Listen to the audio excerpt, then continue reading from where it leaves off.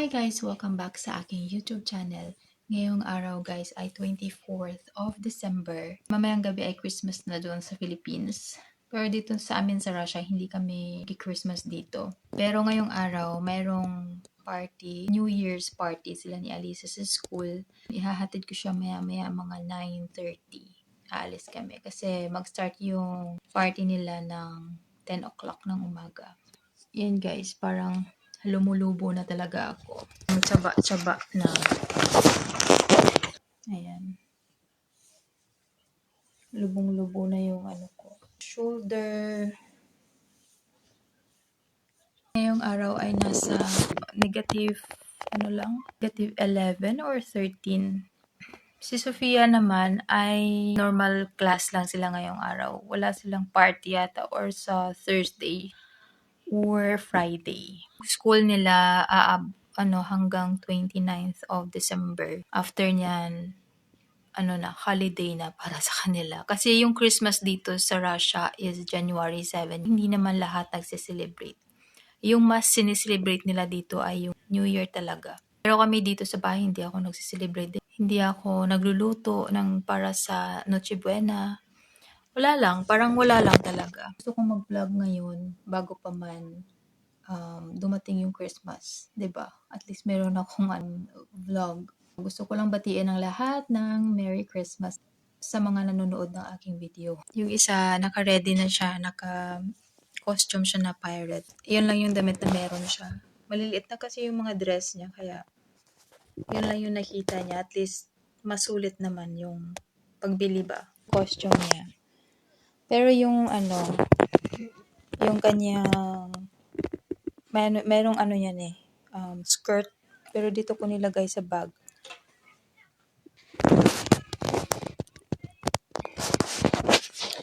Sabi nga niya sa akin, baka pagtawanan daw siya ng mga classmates niya kasi parang siya lang baka yung may or nagko-costume. Sabi ko, mas matutuwa pa nga yung mga bata pag nakita ka na naka-costume tapos sila hindi. So, sabi ko kapag hindi ka sigurado, pag hindi ka naman masaya sa susuotin mo, wag mo nang suotin kasi naman mas stress ka pa. Pero yun, napilitan naman siya, gusto naman niya. Tapos ito yung Christmas tree namin dito sa bahay. At itong lahat ng to ay galing sa akin na gifts para sa mga bata. Yan.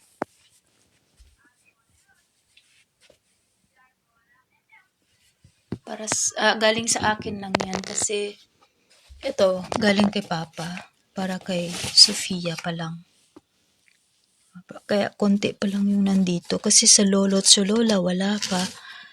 Yung gifts ni Alexi wala pa. Ito lahat ng to para sa kids.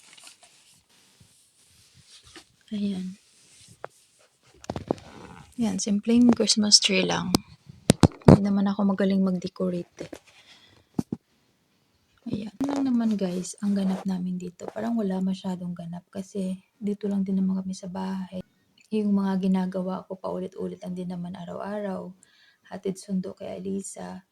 Hatid sa mga activities na sinasalihan niya. Yun lang naman, nagluluto.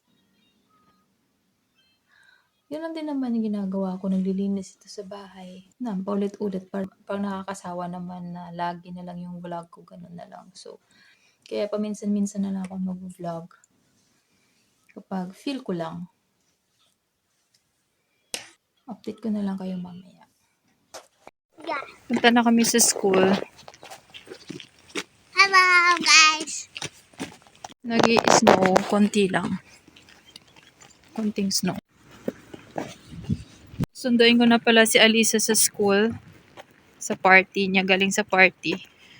Tingnan natin kung ano yung natanggap niyang gifts kasi nung tumawag siya sa akin, parang sad yung voice niya.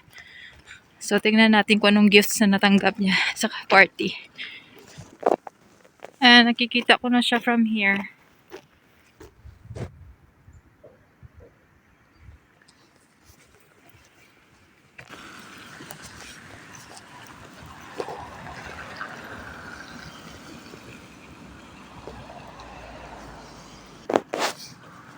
Why you're walking like this?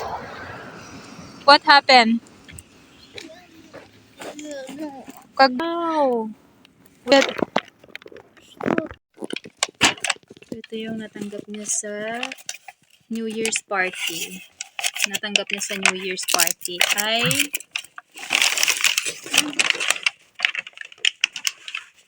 what is it? Oh,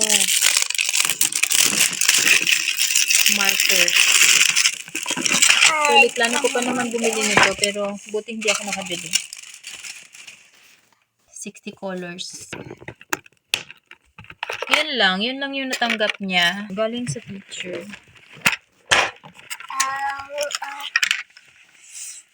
Kailangan din yung answeran niya. A workbook.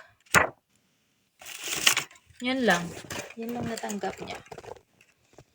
Kanina daw sa school na ano daw siya sa ano. Natapilok daw siya. Kaya sumasakit yung foot niya. Dalis.